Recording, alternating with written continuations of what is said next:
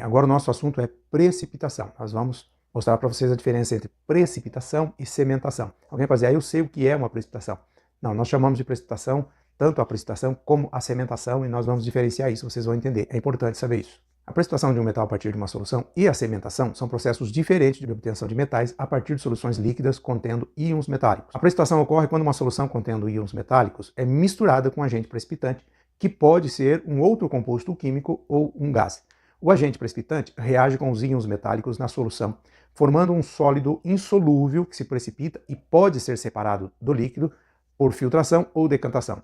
A precipitação pode ocorrer na forma de um sal ou na forma metálica. Exemplo de precipitação na forma de sal é quando adicionamos ácido clorídrico ou cloreto de sódio, sal de cozinha, no nitrato de prata e obtemos então o cloreto de prata. Já um exemplo de precipitação na forma metálica é quando adicionamos metabisulfito de sódio a um cloreto áurico, água régia contendo ouro, e obtemos o ouro na sua forma estável, na sua forma metálica. Então, aqui nós temos uma precipitação do cloreto de prata. Então, nós adicionamos sal de cozinha, cloreto de sódio, diluído em água. Nós adicionamos no nitrato de prata, que é o AgNO3, e nós vamos obter então aqui agora o AgCl, que é o cloreto de prata, e vamos obter o NaNO3, que é o nitrato de sódio. Agora nós vamos ver o que é cementação. Então vocês vão entender exatamente a diferença entre precipitação e cementação. A cementação é um processo em que o metal é obtido por meio de uma reação química de oxirredução. Lembram disso? Nós já falamos sobre isso. Oxidação e redução. Então a cementação é um processo onde ocorre a oxidação, perda de elétron por parte de um elemento, e redução, que é o ganho de elétron por parte de outro elemento. Isso ocorre entre íons metálicos presentes na solução e um metal mais reativo que atua como agente redutor. Vocês vão entender o que é esse metal mais reativo, porque nós vamos falar de reatividade dos metais. Então vão guardando esses termos aí, metal mais reativo, metal menos reativo. E esse metal mais reativo, no processo de cementação, ele entra como agente redutor, ou seja, aquele que fornece o elétron que o outro está precisando. Ele perde elétron, mas fornece para o outro. Então o metal mais reativo, como o ferro ou o zinco, é adicionado à solução contendo os íons metálicos e reage com eles para formar um sólido metálico que se deposita no fundo do recipiente. A cementação é usada para obter metais que são menos reativos do que o metal utilizado como o agente redutor. Vou citar para vocês aqui um exemplo. Se nós temos um nitrato de prata e colocamos ácido clorídrico, nós temos um precipitado chamado cloreto de prata, certo? Você já sabe disso. Mas se em vez de colocar ácido clorídrico, nós colocarmos cobre nesse nitrato de prata, nós vamos ter então agora a prata metálica. Ela não vai produzir um sal de prata, mas sim a prata metálica. Por quê? Porque o cobre cede à prata os elétrons que ela está precisando e assim ela volta à sua forma metálica, se separando da solução e o cobre vai para a solução. Então é uma maneira de você ter a prata metálica, só que para isso você tem que ter a certeza que naquela solução só tem prata, não tem outro metal, porque se tiver um outro metal menos reativo do que o cobre, ele também vai ser cementado e aí você vai ter uma prata misturada impura, não é negócio.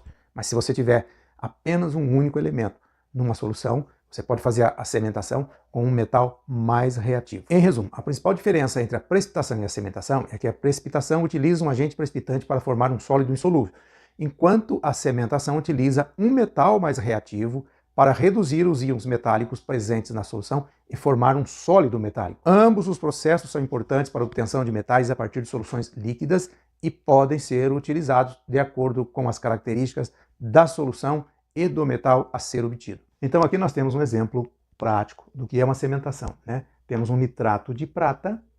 Então nós vamos fazer a cementação desse nitrato de prata com o cobre, adicionando o cobre. Então associando o cobre ao nitrato de prata, nós vamos ter então aqui o nitrato de cobre e vamos ter a prata metálica, Nitrato de cobre e a prata metálica. Simples assim. Bem, o assunto agora é reatividade dos metais. Tabela de reatividade ou fila de reatividade dos metais. O que é a reatividade dos metais? Isso é importante saber, muito importante. A reatividade dos metais é uma característica que indica como os metais reagem em contato com outras substâncias. Os metais podem ter diferentes níveis de reatividade, o que significa que alguns metais são mais propensos a reagir com outras substâncias do que outros metais. Quando o metal é considerado altamente reativo, isso significa que ele tem uma tendência maior de entrar em reações químicas com outras substâncias, como ácidos ou oxigênio do ar. Essas reações podem resultar em mudanças físicas e químicas no metal, como a formação de uma camada de óxido é o caso da ferrugem, ou então a corrosão ou liberação de gases. Por outro lado, metais menos reativos são mais estáveis e têm uma menor tendência de reagir com outras substâncias. Eles podem ser mais resistentes à corrosão e à oxidação. A reatividade dos metais é importante porque influencia várias aplicações práticas. Por exemplo, metais altamente reativos são usados em pilhas e baterias, onde a reação química entre o metal e outros componentes produz energia elétrica. Já metais menos reativos, como o ouro, a platina, o ródio, são usados em joalheria e em instrumentos científicos devido à sua resistência à corrosão. Então, pessoal, nós temos aqui agora a tabela da reatividade de metais, ou também chamada de fila de reatividade dos metais. E eu quero que vocês prestem muita atenção nisso aqui, isso aqui é muito importante. Então, essa seta indica quais são os metais que são mais reativos, né? A seta indicando para a esquerda, então nós temos aqui primeiro, os mais reativos são os metais alcalinos e alcalinos terrosos, nós temos os outros metais. Aqui tem o alumínio, daqueles que nós utilizamos bastante no nosso processo, tem o alumínio, tem o ferro, tem o zinco, são os mais utilizados no processo de recuperação de metais preciosos. E nós temos aqui então os metais nobres, e aqui está o ouro, está a prata, está a platina. Esses têm menor reatividade, são metais que têm maior dificuldade de ceder elétrons, enquanto esses aqui cedem elétrons, doam elétrons com mais facilidade. Então, eu quero chamar a atenção aqui para esses outros metais, para que vocês entendam bem. O alumínio é um metal mais reativo do que o ferro. O zinco é menos reativo do que o alumínio, mas é mais reativo do que o ferro. Então, se nós temos uma solução contendo alumínio, zinco, ferro, cobre, prata e paládio, 6 elementos. Então, se nós utilizarmos o alumínio para fazer a cementação, como ele é o mais reativo, o que vai acontecer? Os que estão depois dele serão cementados todos. Então, se nós utilizarmos o alumínio, nós vamos cementar o zinco, nós vamos cementar o ferro, nós vamos cementar o cobre, nós vamos cementar a prata e o paládio. Todos eles nós teremos na forma metálica. Então, isso não é bom, no caso, se você quer fazer uma separação seletiva de metais, não é bom porque você vai ter todos esses metais ao mesmo tempo. Então, digamos que você tenha uma solução contendo todos esses metais: alumínio, zinco, ferro, cobre, prata e paládio. Tudo isso está solubilizado em ácido nítrico. Você quer apenas a prata e o paládio. O que você vai usar para fazer essa cementação? Se você usar o alumínio, você vai conseguir obter apenas a prata e o paládio? Não. Você vai obter o zinco, vai obter o cobre e a prata e o paládio. E o ferro também. Então, se você utilizar o zinco, então você vai ter o ferro, você vai ter o cobre, vai ter a prata e o paládio.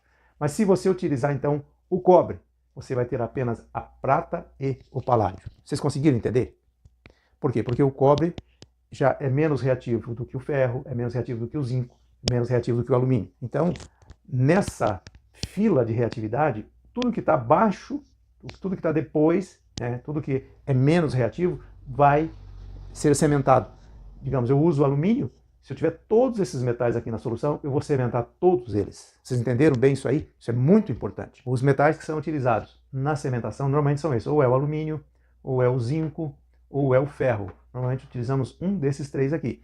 Então, se nós temos uma solução ali com uma grande quantidade de metais, se nós utilizarmos o alumínio, nós com certeza vamos cementar uma quantidade maior de metais, porque o alumínio é o mais reativo de todos esses. Se nós utilizarmos apenas o ferro, nós vamos obter os metais que estão aqui depois do ferro, serão cementados. Beleza, pessoal? Espero que vocês tenham entendido. Se não entendeu, procure entender isso aí, porque é muito importante.